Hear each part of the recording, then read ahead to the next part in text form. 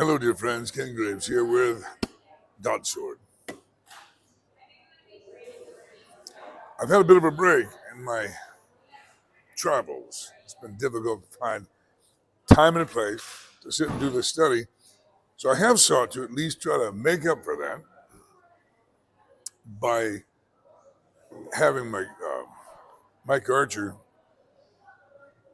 download the teachings from those conferences where I have traveled and then uploading those onto this format. So I hope that helps a little bit. It helps me not be in trouble with you. We'll continue in Malachi, with Malachi chapter 2, about to wrap up the Old Testament. So, I appreciate your understanding, your patience. Coming to you today from Calvary Chapel, Philadelphia, in their coffee shop. And behind me, the big swarm of their high school students, godly kids. So I'm sure you can hear the noise. And they've given me a big mug of foam. So I think under this foam, I have indication there's a liquid. So see if I can find it. Yes. Now, some of you have indicated that you, even though maybe it wasn't all that relevant to anything, and I know that people are sort of catching the study when they're able, all different times and all, but still, there are some of you who really missed the acknowledgement of the date on the upload. So I guess I have no reason not to include the date. It is April the 11th as of this upload. Now, I don't know when you're able to actually, take in the study, but that's when it's uploaded. Can I also say, before going to Malachi, that the news, I must acknowledge, certainly have acknowledged this to church family at Calvary, that the news has become entertaining ever since the change in administration back in November. I have to tell you, it's hard to not become a news junkie. Maybe that's the same for you, I don't know. But there's just so much happening, so much going on, so much that's so amazing, and so much evil is being revealed. One of the things I'd like to mention is the result of the digging into what was formerly known as the USAID. They've discovered quite a backdoor fundraising scheme for leftist causes. And in that, I'm sure you probably took note that professing Christian publications like Christianity Today, taking millions, or exactly how much is unclear, of dollars from USAID. For what purpose? See, the leavening of our institutions, the corrupting of our seminaries, the corruption of our so-called Christian magazines is effectively done with money. People are just so quick to sell. And I maintain that the lack of Christian involvement in politics, the lack of a significant and genuinely Christian vote has added to all of the troubles, to the predicament that we found ourselves in. I am still appalled. I'll tell you plainly, I'm absolutely appalled by anyone who thinks that the last presidential election was a contest between, who's more Christian of the two primary candidates. I don't know that either of them are Christian,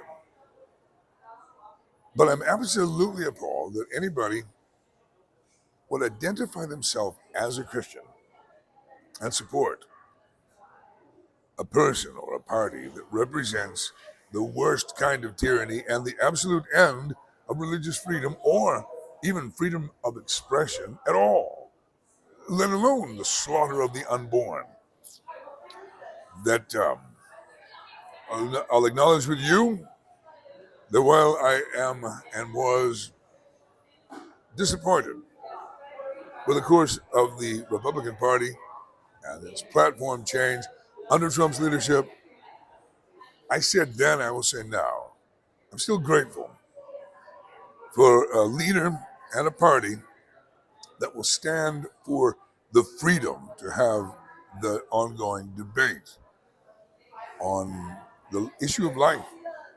You realize that if Kamala Harris had won instead of Donald Trump, there'd be no more debate. It would be illegal. They are already in Europe and certainly would be here prosecuting people for silent prayer outside of an abortion clinic. That indeed, my friends, is the worst kind of satanic tyranny. So we avoided that. Why am I bringing it up now? Well, I'm just saying. The news has become something that is more fun than a movie. I don't know when the last time was I actually sat and watched a movie. You know, for me, it's usually an old cowboy movie. Consuming news nightly. Fascinated. Truly fascinated by the so-called hands-off protest movement that seeks to protect waste, fraud, and abuse in our government, that wants to protect and defend waste, fraud, and abuse. Mind-blowing to me. There is, at present,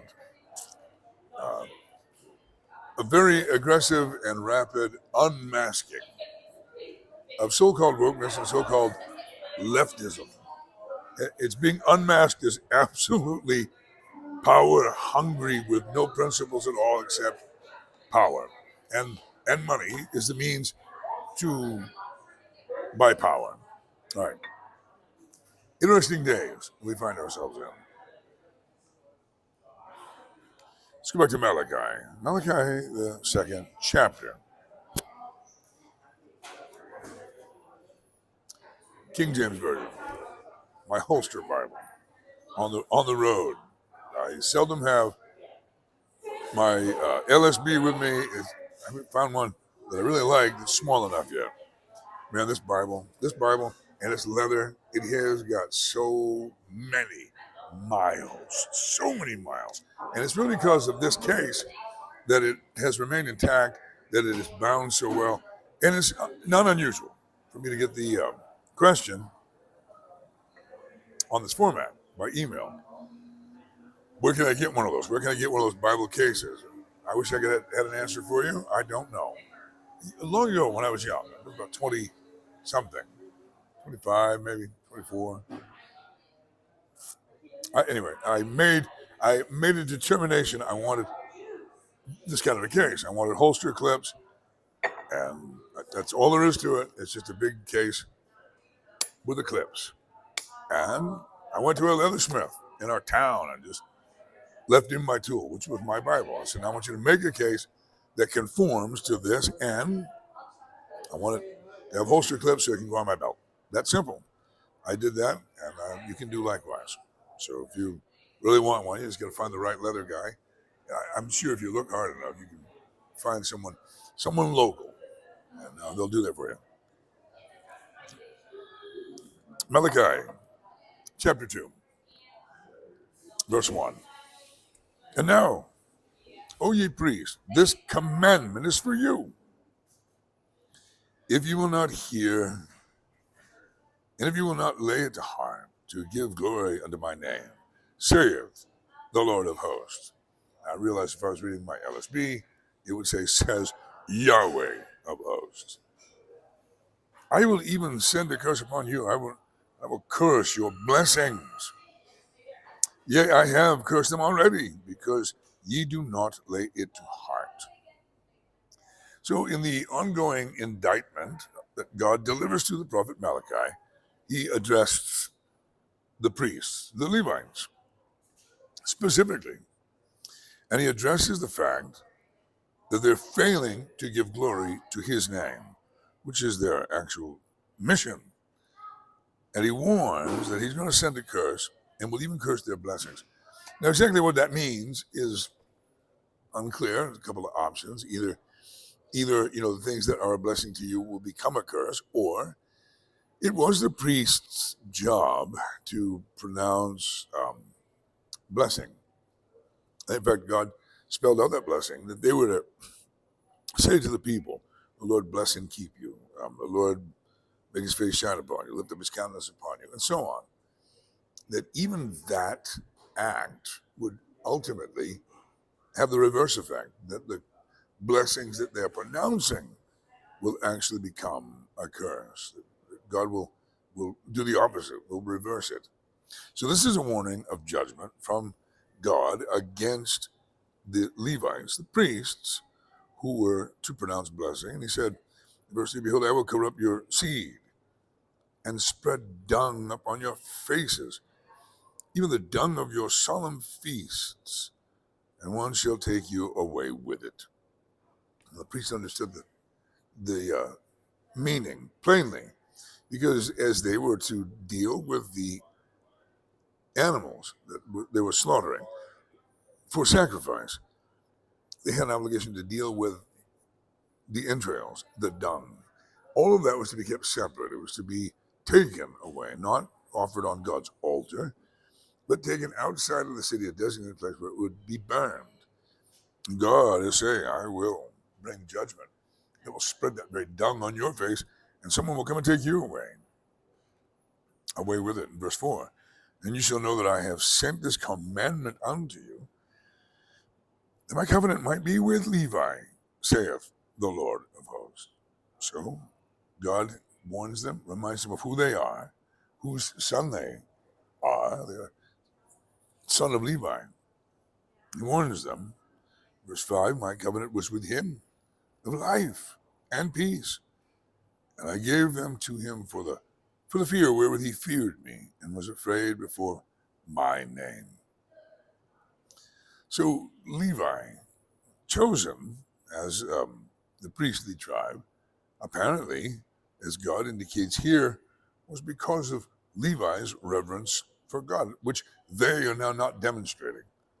This is God's way of saying you are not being as your father, Levi, was.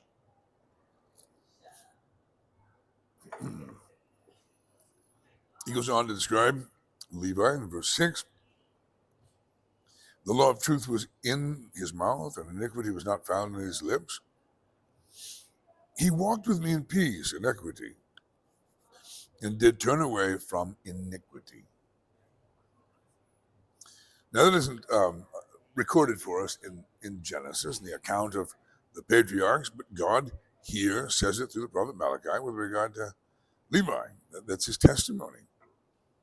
Verse 7, for the priest's lips should keep knowledge, and they should seek the law at his mouth, for he is the messenger of the Lord of hosts. See, I really believe that, obviously this is historical. God is speaking against the Levitical priesthood, but it certainly has application for us, modern day ministers. The duty of the minister is to keep knowledge, and it's the knowledge of the law of God, that we should actually act as messengers of the Lord of hosts instead of, so frequently now, instead of being a messenger of the Lord of Yahweh. Many modern pastors, um, air quotes, many modern pastors instead are messengers of something other than the law.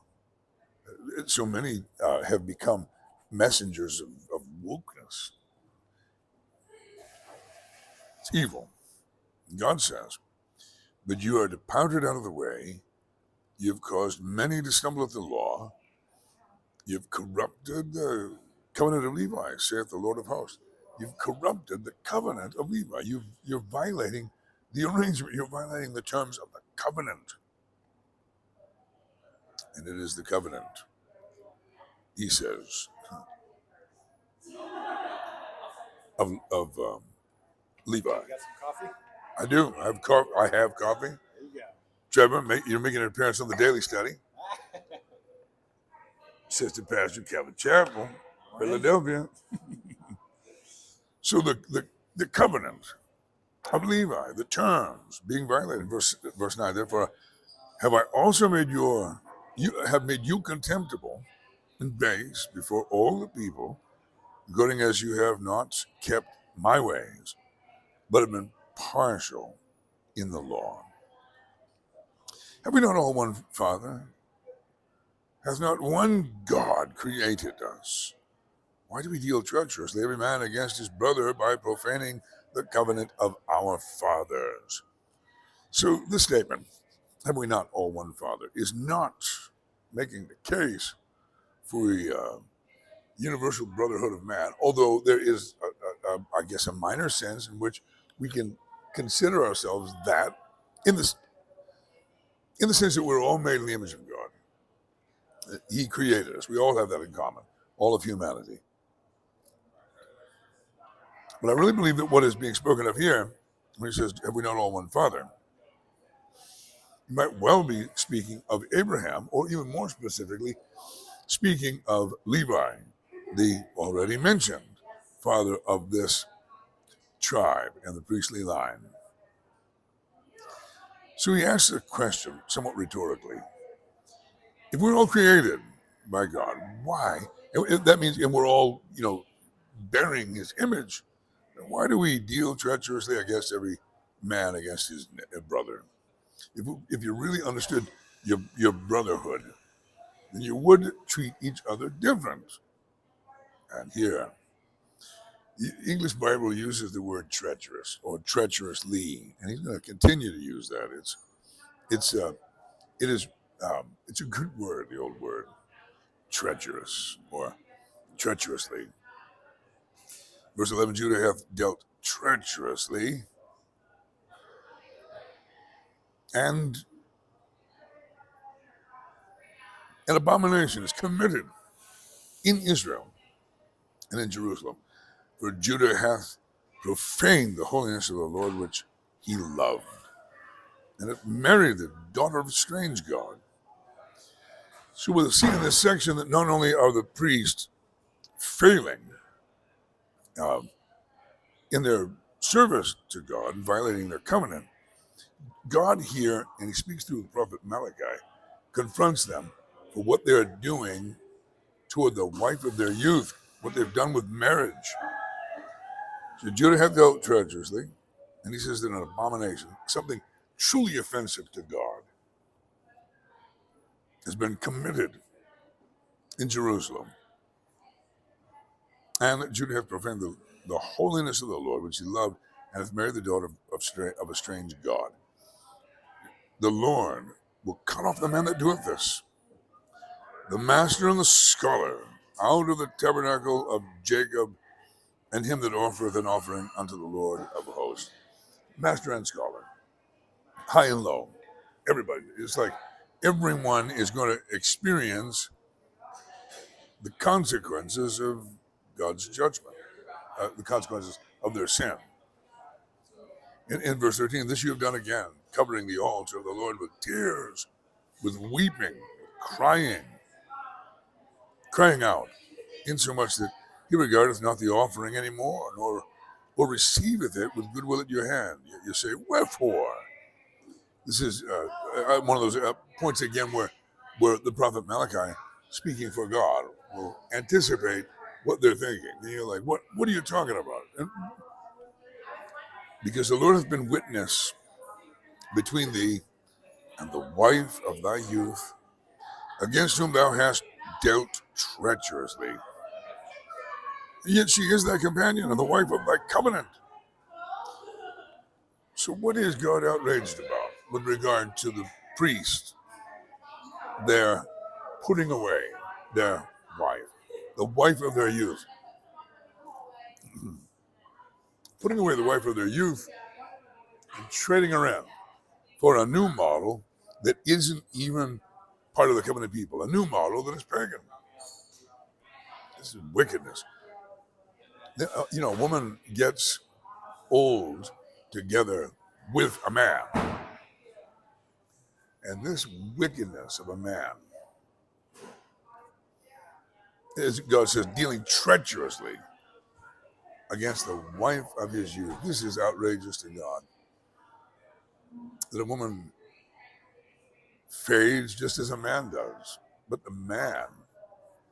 a woman will accept a man's fading. And a man would, it's kind of all too common,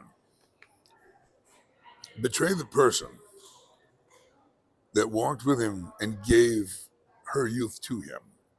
That a man would actually betray the woman that helped him through all those years of getting established, growing, and even maybe building an estate, and then throw her away, trade her in for a younger wife. This was happening in Israel, and this was happening even among the priesthood. And even worse than that, not that it would take any of the sting out of the treachery, but they were marrying pagan wives. And so he asked the rhetorical question. The same God who goes, so you're going to ask me, what are you talking about? In what way have we done this? So he, in verse 15, will ask the rhetorical. You'll say, did not he make one? Yet he had the residue of the Spirit. And wherefore one? Why did God make two into one? And why does God allow two people to become one? Why? He says, that he might seek a godly seed.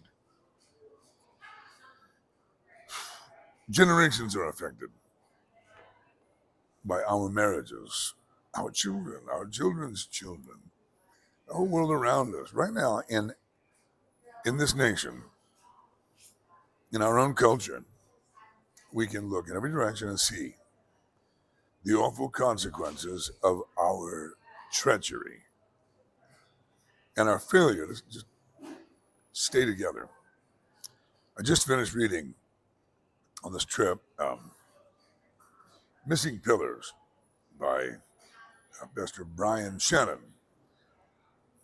Brian is a black man who writes about fatherlessness in Black America, which, by the way, it's outrageously higher than any other culture, and even worse in urban areas, 10 times worse in urban areas than it is in rural areas.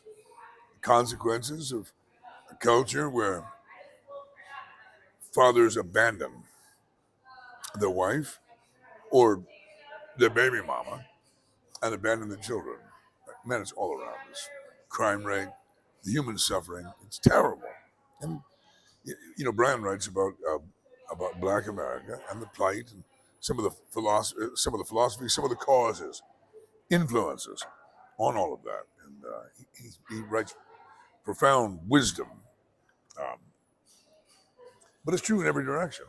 Every culture right now is suffering. Every ethnicity, every member of the human family in post-Christian America are suffering the awful, dreadful consequences of not understanding the importance of a father and a mother, people staying together, that a marriage should stay together for the sake of a godly seed. So he says, therefore, take heed to your spirit and let none deal treacherously against the wife of his youth.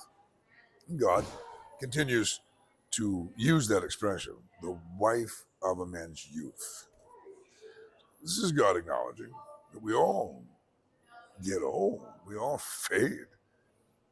But the covenant wasn't conditional. The covenant we entered into was lifelong. Yeah. For the Lord, that is Yahweh, the God of Israel, saith, that he hateth putting away. Now, I personally prefer that. I don't like the translations that merely say God hates divorce. And people quote that. God hates divorce. God hates divorce. Which I could tell you how many times I've heard that one sort of quoted out of context. No, only men in this culture had the right or the authority legally to divorce. It wasn't divorce as you understand that modern word, where two people, they just fall apart. One might leave the other. No, divorce in this context, as they translated divorce, is literally throwing away, putting away, casting away. God hates this. It ruins the imagery that marriage is supposed to be. The picture that Ephesians chapter 5 tells us is all about Christ and the church. The whole thing is ruined and undermined by men just putting away, casting off. God hates it. That thing, that practice of just throwing away the woman that gave you her youth. God hates it. So earlier he said, you've covered the altar with crying, weeping with crying out, so much that he regarded not the offering anymore. Back in verse 13. He speaks of violence, and it may not look like violence. It may merely be done with words or legal action. The violence done to a woman's heart by a man who betrays her and just throws her away invites the judgment of God upon an individual and upon a whole culture.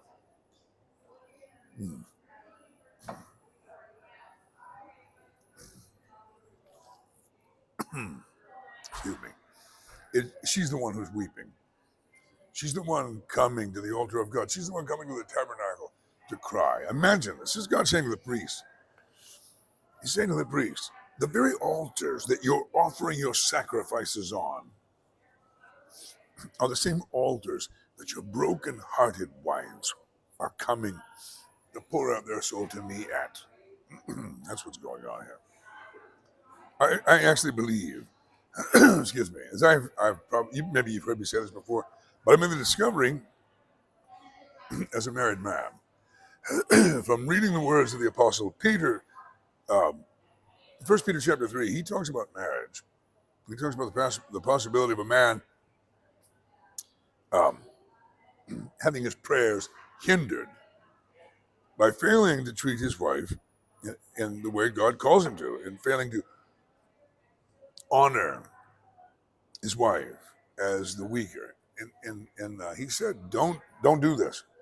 That your prayers be not hindered. The implication is that your prayers can be hindered caused me to realize, just talking to the Lord, that the one who has always been my father, the one who's been gracious enough to adopt me in his family by the blood of his only begotten, same father also became my father-in-law. My heavenly father is also my heavenly father-in-law. And he's very much tuned in to how I treat his daughter. So it is with all of us who are husbands. God says, again, verse 16 and 17, the Lord, that is for Yahweh, the God of Israel, saith that he hateth putting away. For one covereth violence with his garment, saith the Lord of hosts, and therefore take heed to your spirit that ye deal not treacherously.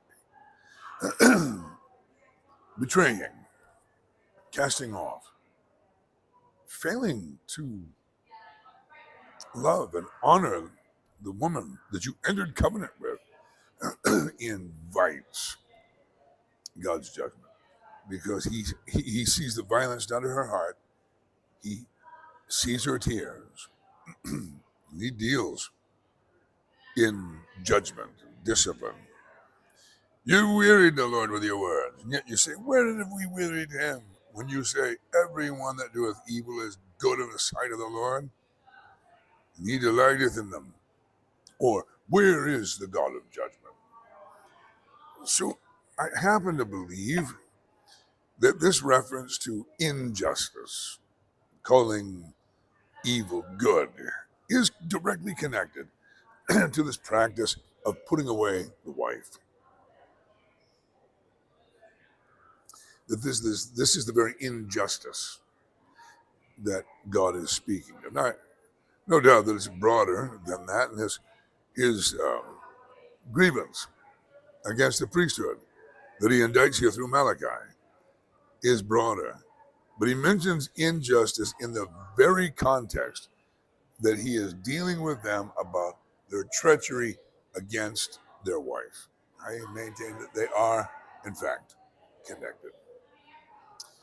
Well, there, I've been talking for 30 minutes, and that's actually longer than I forgive me. I'm trying to keep these at 20. That's our study for today, and we'll continue with chapter 3 in our next study. Appreciate you taking the time, and send questions or comments to ccbangor.org. Grace and peace to you all.